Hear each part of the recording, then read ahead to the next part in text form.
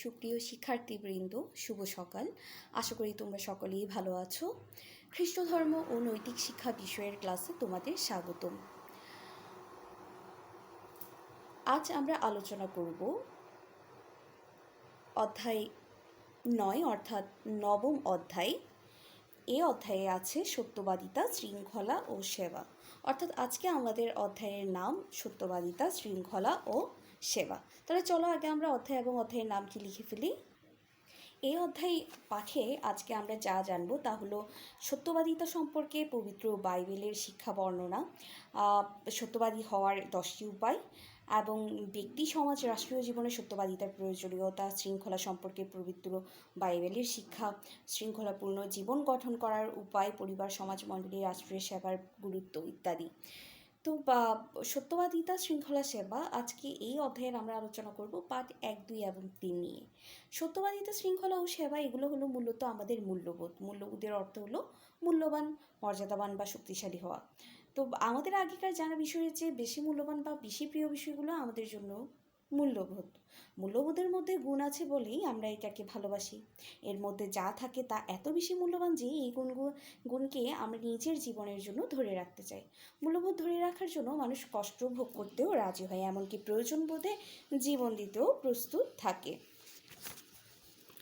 তাহলে আজকে চলো এখন আমরা আলোচনা করব পার্ট 1। পার্ট 1-এ যেটা আমরা দেখতে পাচ্ছি এটি মূলত সত্যবাদিতা নিয়েই আলোচনা করা হবে। তো সত্যবাদিতা অর্থ হলো সত্য কথা বলে, এটা তো আমরা সবাই জানি, তাই না? তো সত্যবাদিতা বলতে বিশ্বস্ত, বিশ্বাসযোগ্য, মর্যাদাবান, পক্ষপাতহীন, খাঁটি ও আচরণের সকল সরল মানুষকে বোঝায়। ঈশ্বরের 10 আজ্ঞায় 8ম আজ্ঞায় আছে যে তোমার প্রতিবেশীর বিরুদ্ধে মৃত্যু সাক্ষ্য দেবে না। মিথ্যা সাক্ষ্য না দেওয়ার মাধ্যমেই বোঝায় সত্যবাদিতা, অর্থাৎ সর্বদা সত্য কথা বলা। যে ব্যক্তি সত্য কথা বলে সে সত্য মানুষ হয়। যে মানুষ সত্য সে সর্বদা সত্য কথা বলে। ঈশ্বর সত্যময়। অর্থাৎ সত্যকে ভালোবাসার ফলে যদি পুরস্কার পাওয়া যায় তা তো অবশ্যই আমরা গ্রহণ করি, কিন্তু যদি আমাদের অপমান বা অত্যাচার সহ্য করতে হয় তবে তাও গ্রহণ করতে হবে। অর্থাৎ কি গ্রহণ করতে হবে? অর্থাৎ শাস্তি, তাই না? তো মানুষ সত্য, সে সর্বদা সত্য কথা বলে, ঈশ্বর সত্যময়, এগুলো আমাদের জানা বিষয়। যারা সত্য কথা বলে তারা সত্যময় ঈশ্বরের সাক্ষ্য দেয়। তারা নিজের জীবনের সত্য কামনা করে। সত্য কামনা করার অর্থ হলো সর্বদা সত্যকে ভালোবাসা। যারা মিথ্যা কথা বলে তারা মিথ্যের আশ্রয় নেয়, তারা সত্যের বিরুদ্ধে পাপ করে, তারা সত্যময় ঈশ্বরের অপমান করে। মিথ্যের আশ্রয় নেওয়ার অর্থ অনৈতিক কাজ করা। একজন সত্যবাদী শিক্ষার্থীর কী কী করণীয়? তাহলে সর্বদা সত্য কথা বলতে হবে। এর ফলে তাকে কোনো দুঃখ কষ্ট ভোগ করতে হবে কিনা তা নিয়ে সে চিন্তা করে। নিজের অনুভূতি অন্যের সাথে সে সহযোগিতা করে। নিজের মতামত প্রকাশের সময় অন্যেরা যেন আঘাত না পায়, একজন সত্যবান বা সত্যবাদী শিক্ষার্থী এমন সুরে কথা বলে ইতিবাচকভাবে এবং একই সাথে ভালো ও মন্দ দুই দিক বিচার বিশ্লেষণ করে নিজের মতামত প্রকাশ করে। শুধু প্রয়োজন হলে অন্যের বিরুদ্ধে মতামত প্রকাশ করে এবং সত্য কথা বলার পর তার ভিতরে কোনো অপরাধবোধ থাকে না। সহপাঠীদেরও শিক্ষকদের ভালো করে জানে ও তাদের জন্য সেবার কাজ করে যায়। সত্য মানুষ সমাজের অন্যান্য মানুষের সাথে সুসম্পর্ক রচনা করতে পারে।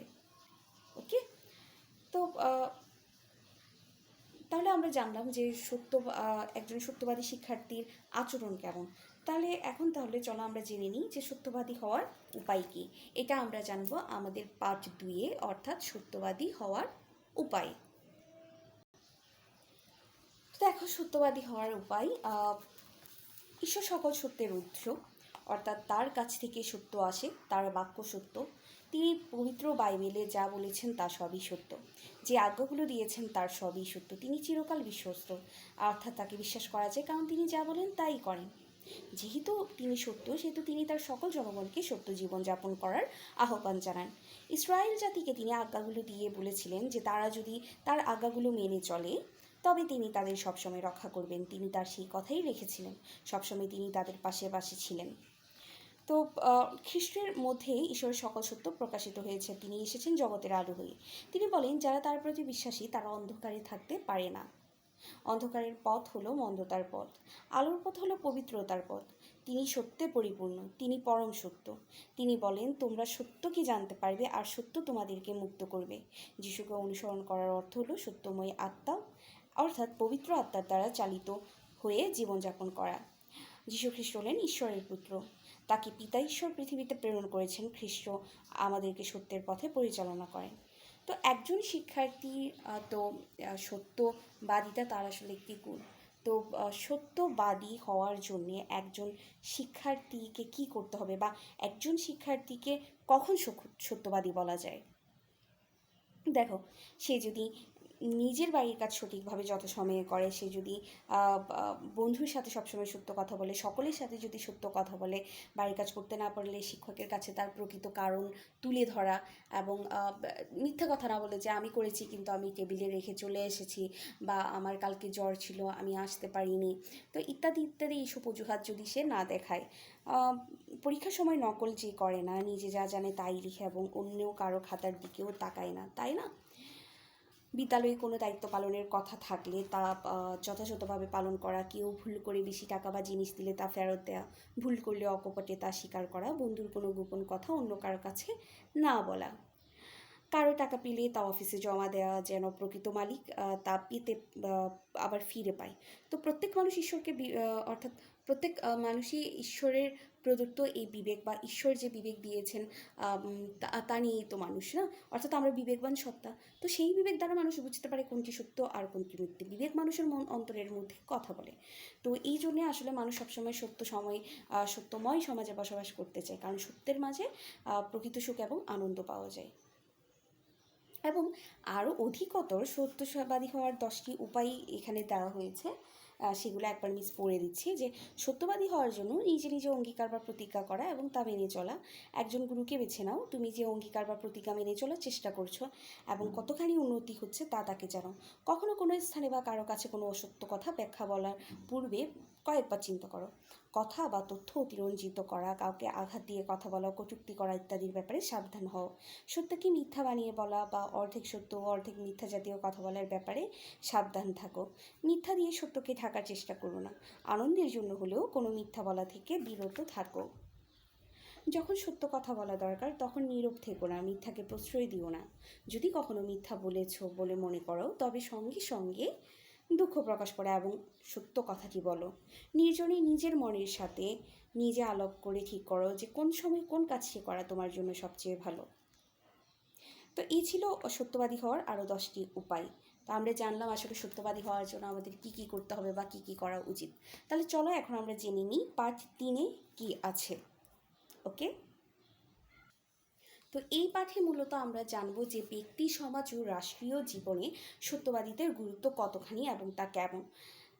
একটি কথা তো চিরন্তন সত্য, বা এটা তো আসলে সার্বজনীন স্বীকৃত একটি কথা যে সত্য কোনোদিন গোপন থাকে না, কারণ সত্য হলো আলোর মতো। আলো জ্বালালে যেমন অন্ধকার দূর হয়ে যায়, তেমনি সত্য প্রকাশ করলে মিথ্যেটিও টিকে থাকতে পারে না, তাই না? তো সত্যবাদী ব্যক্তি যে কোনো সমাজের মুকুটস্বরূপ। ব্যক্তি, সমাজ ও রাষ্ট্রীয় জীবনে সত্যবাদিতার গুরুত্ব আবশ্যক। আজকে যে শিক্ষার্থী কাল সে গুরুত্বপূর্ণ ব্যক্তি হয়ে সমাজ ও দেশের কল্যাণে কাজ করবে। ব্যক্তি নিজের, সমাজের এবং রাষ্ট্রের জন্য নিয়মিতভাবে সত্যবাদিতার বীজ বপন করতে পারে। প্রার্থনাপূর্ণ জীবনযাপনের মাধ্যমে মন পবিত্র রেখে চিন্তা ও কাজের মাধ্যমে সত্যবাদিতা প্রকাশ করে।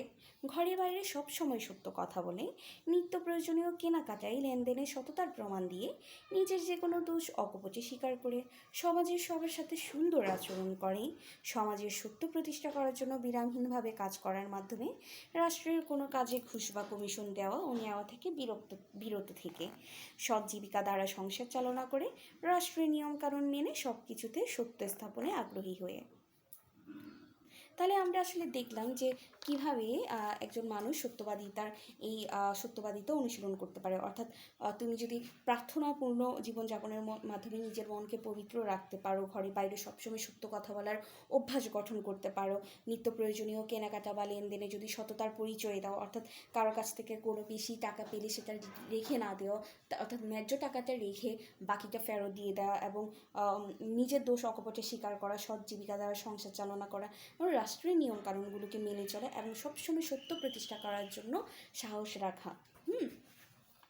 তো আসলে সত্যবাদিতার পুরস্কার ঈশ্বর আমাদের প্রচুর দেন এবং প্রচুর পরিমাণেই দেন। তো আসলে সত্যের জয় একদিন অবশ্যই হয়। এখানে সত্যের জয় নিয়ে একটি গল্প দেওয়া হয়েছে, যে এখানে বলা হচ্ছে যে মিস্টার সুরেশ উপশহর এলাকায় একজন মধ্যমানের মুদি দোকানদার, তিনি সুনামের সাথে দীর্ঘ 15 বছর ধরে এই ব্যবসা করছেন। তো আশেপাশে অনেক দোকান থাকা সত্ত্বেও মানুষ বেশি কেনাকাটা করে তার দোকান থেকে। এবং একদিন এক মজার ঘটনা ঘটে।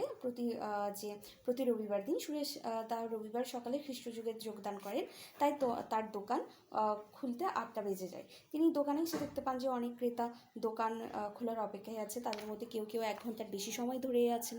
সুরেশ তার দোকান চালাতে কোনো ম্যাজিক জানেন না, অথচ অনেক ক্রেতা তার দোকানে। কেন? এই রহস্য জানতে সুরেশের স্কুল জীবনের বন্ধু রনি তাকে প্রশ্ন করেছিল, কী কারণে এত বেশি ক্রেতা তোমার দোকানে আসে?